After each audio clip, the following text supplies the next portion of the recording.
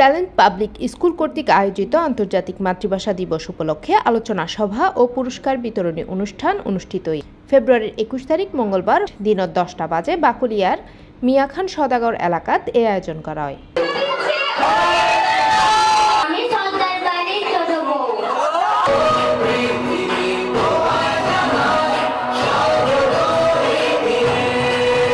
Talent public স্কুলের প্রতিষ্ঠাতা ও পরিচালক লায়ন মোহাম্মদ কবিরুল ইসলামের সভাপতিত্বে প্রধান অতিথি হিসেবে উপস্থিত আছেন 19 নম্বর ওয়ার্ড কাউন্সিলর নুরুল আলম মিয়া। আমার এই প্রতিষ্ঠানে প্রতি বছর জাতীয় দিবসগুলো আমরা আনুষ্ঠানিকভাবে পালন করি।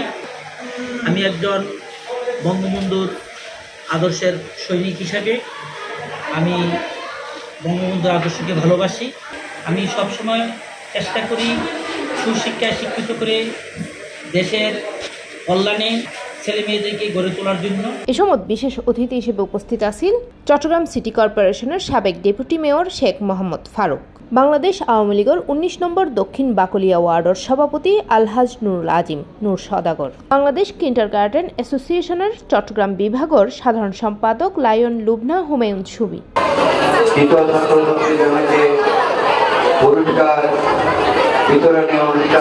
সম্মানিত সভাপতি আমাদের মাঝে আরো উপস্থিত আছেন অত্র ওয়ার্ডের জনপ্রতিনিধি কাউন্সিলর।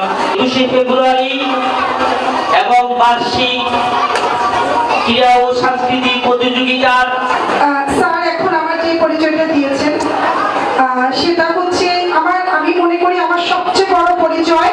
আমি তোমাদের মতো শিক্ষার্থীদের সাথে থাকি। এ সময় আরও উপস্থিত আছেন সাউদার্ন ইউনিভার্সিটির ইংরেজি বিভাগের বিভাগীয় প্রধান মোহাম্মদ আরমান হোসেন, সাউদার্ন ইউনিভার্সিটির ইংরেজি বিভাগের লেকচারার মোহাম্মদ রাসেল চৌধুরী, চট্টগ্রাম পুরাতন ক্ষুদ্র ব্যবসায়ী সমিতির সাধারণ সম্পাদক কামাল উদ্দিন বাদল, সমাজসেবক মোহাম্মদ হিরণ মিয়া, নূর মোহাম্মদ ও আলামিন আখন্দ সহ বোধকাই। শিক্ষক শিক্ষা থেকে আহ্বান করব আমাদের স্বাধীনতার যুদ্ধ, ভাষা আন্দোলন এগুলো সম্বন্ধে কিছু আলোচনা করার জন্য স্কুলের মধ্যে। C plus TV, Chittagong.